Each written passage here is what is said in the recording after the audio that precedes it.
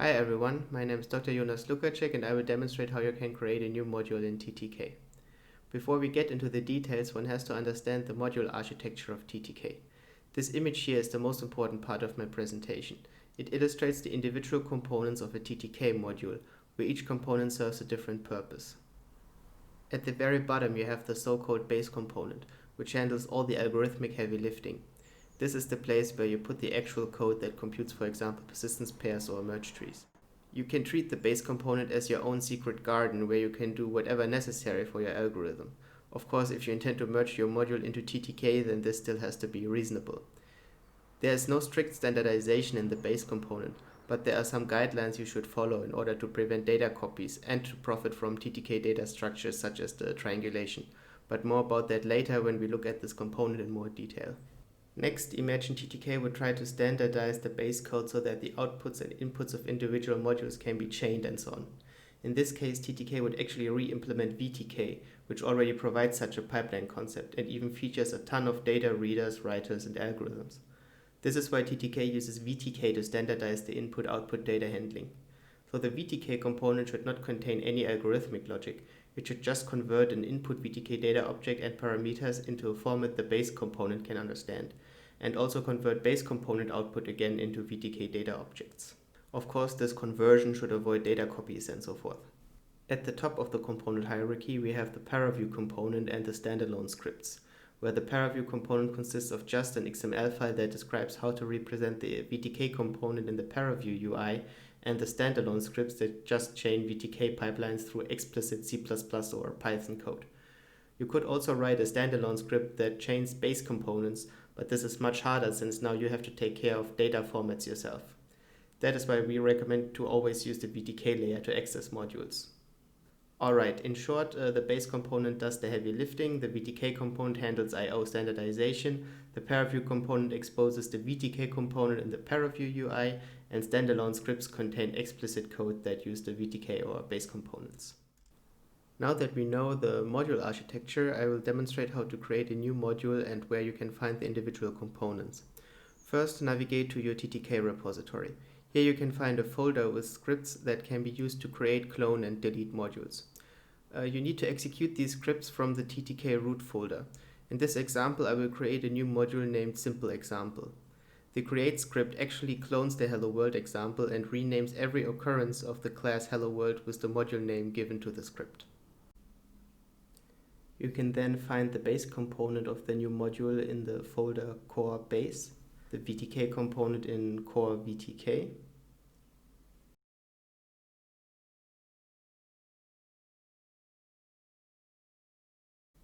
the paraview component in the paraview folder,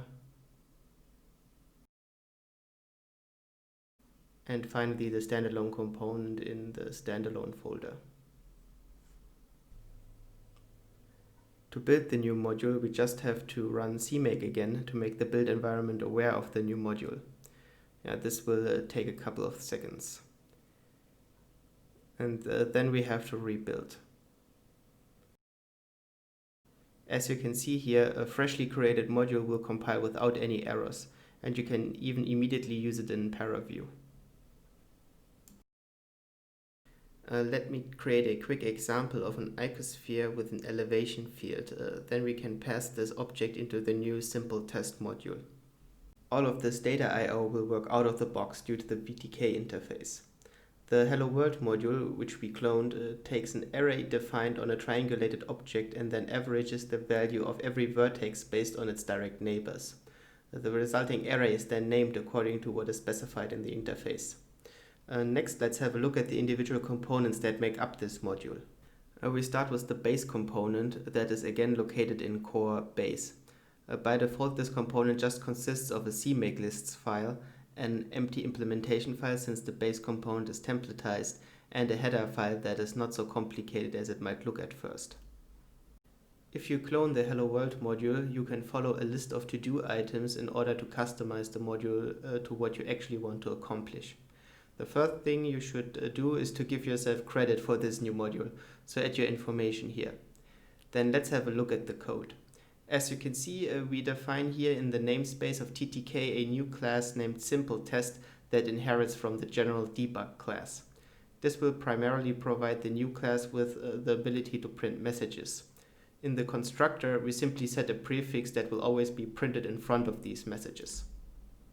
Next, if your algorithm needs to perform any kind of neighborhood operations, such as fetching all outgoing edges of a specified vertex, we strongly encourage you to use the TTK triangulation class that can perform such operations very efficiently. But to benefit from this efficiency, you first have to precondition the triangulation for the kind of operations you want to perform. In this example, we need to be able to fetch the direct neighbors of a vertex. The advantage of putting this preconditioning in its own method is that the preconditioning only happens once and that the time spent on the preconditioning is excluded from the timings of your algorithm. Then we come to the meat of the base component, where we do the heavy lifting. This method here is double templatized. The first template parameter represents the data type of the scalar field we are going to average, and the second template parameter corresponds to the actual triangulation type that is used to perform neighborhood operations. To explain this real quick, it is obviously faster to compute neighborhood relationships on a regular grid than on an unstructured grid, but the interface is the same. So this can be solved by inheritance, but TTK additionally templatizes over the triangulation type to gain additional performance from compile time polymorphism. So the input parameters of the compute averages method is just an array of the data template type and a TTK triangulation. The output parameter of the method, listed in classical C++ style as the first parameter, is also an array of the data template type. Note that in TTK, memory should always be managed outside the base component, so this method assumes that these arrays are already initialized and of the correct size.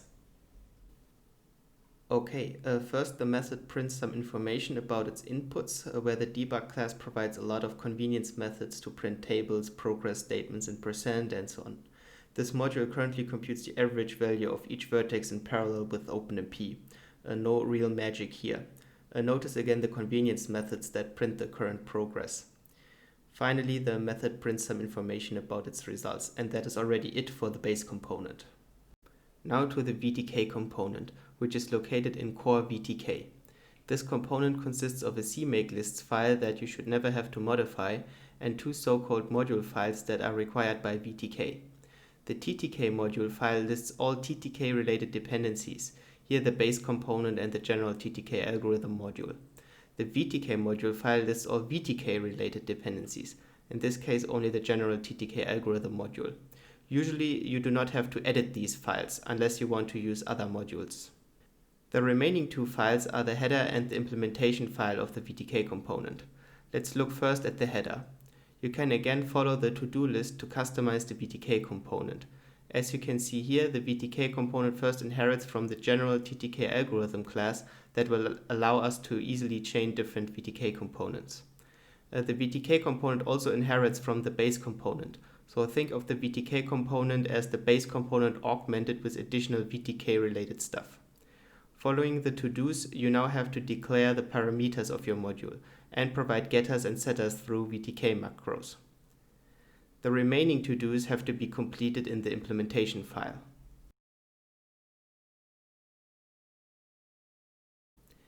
First, we need to specify the number of input and output ports in the constructor, and then define in the fillInputPorts information method what data types the module can process. Then we also have to specify the data object type the VTK component produces at each output port. We can either do this by forwarding the data object type of an input port or by explicitly defining the data object type. Then we come to the hardest part of the VTK component, the requestData method, in which we have to convert the input VTK data objects to a format the base component can understand.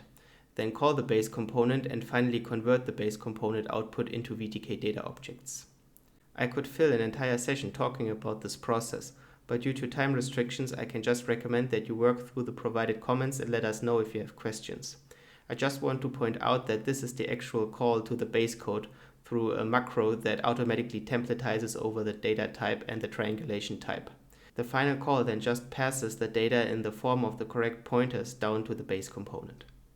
To expose the VTK component and its parameters in the ParaView UI, we have to provide an XML file in the ParaView folder. The CMake file next to it you should never have to touch.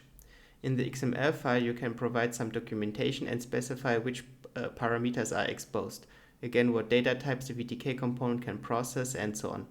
This is not well documented, so the best thing you can do is to look at other XML files and copy-paste the parts you need. Finally, we have a quick look at the standalone component, which allows us to run the new module from the terminal. The standalone programs are also ideal for tests, such as for memory leaks.